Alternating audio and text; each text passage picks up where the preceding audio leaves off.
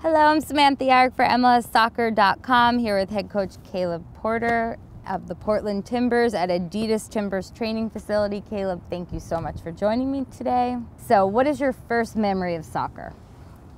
My first memory of soccer is when I was 5 years old. I have this thing in my head where I remember dribbling the whole length of the field with the beehive chasing me and scoring. I think it was a small-sided game with little goals. So did you have a team growing up that you followed?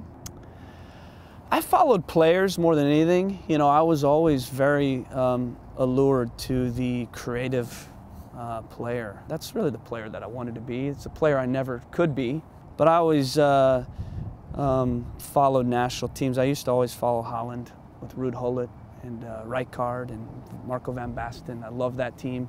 I don't know why I was so drawn to soccer, because my dad never played it. You know, the area I was from was not a huge soccer, but for some reason I just got intoxicated with it. I loved it so much. Probably had a little bit to do with, there was an old indoor team, the Kalamazoo Kangaroos, and a lot of these players ended up settling in Kalamazoo because the team folded. They became coaches in my little community, and I think that helped create that passion in me. You know, I kind of think about that when I coach as well. It's a little bit like getting a good teacher that gets you excited about, you know, a subject. You know, I think because they loved it, I fell in love with it. And when did you know you wanted to be a coach?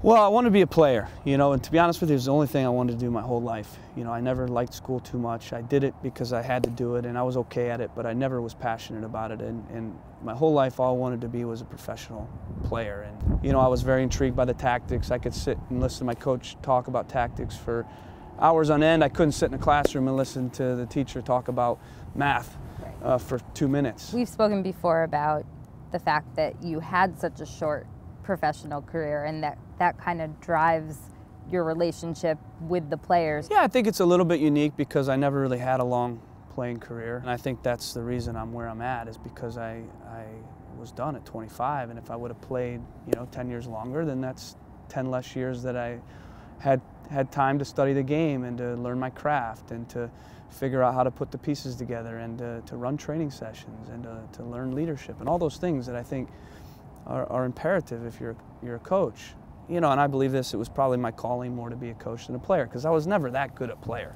You know, I made it pretty far because I was hardworking and determined and, you know, smart, and I could play a role, and I was a leader, so I made players around me better.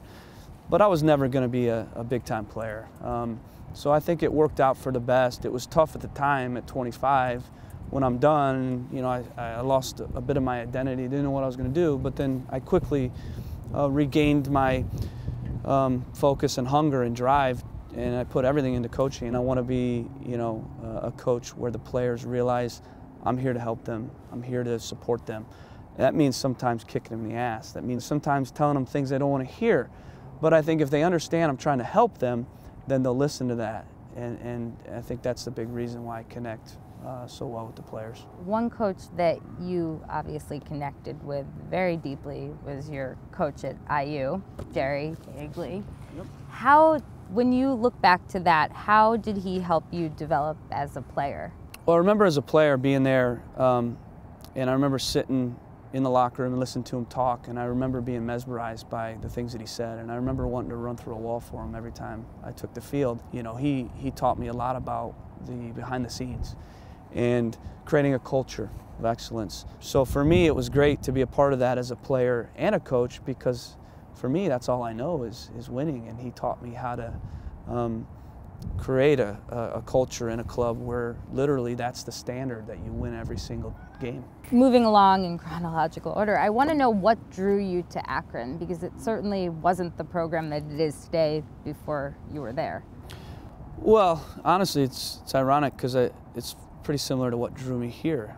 I thought it was a sleeping giant. You know, I thought it was a good program. It had a good foundation. There were some good players there.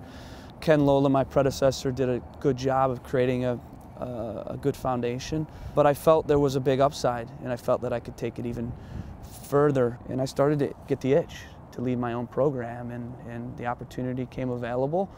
and it just seemed like the right time, right place, similar to coming here.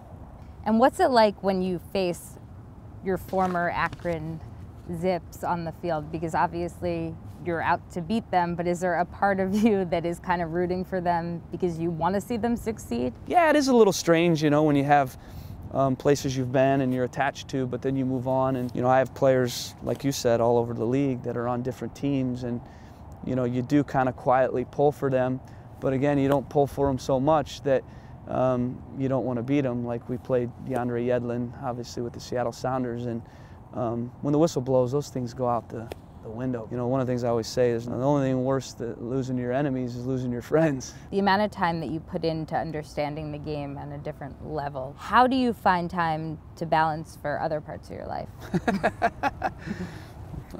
Balance, I don't even know what that is. You know, I think it's probably one of my weaknesses, I guess, but I don't really feel like I need balance because I've never worked a day in my life the way I look at it, and this is not really a job, it's a passion, and you know, you got to study it.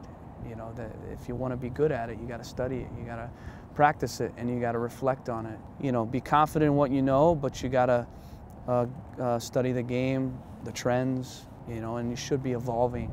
You know, you see some coaches that they stick with what's working and they get stubborn, you know, and you know, I don't want to ever be that guy that's too stubborn to learn and grow, because everybody's trying to figure you out as well. So everybody's going to figure us out, you know, and next year, you know, we're going to have to change some things and throw some wrinkles, some tweaks on things to keep winning.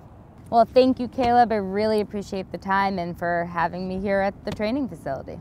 Thanks. I really enjoyed it.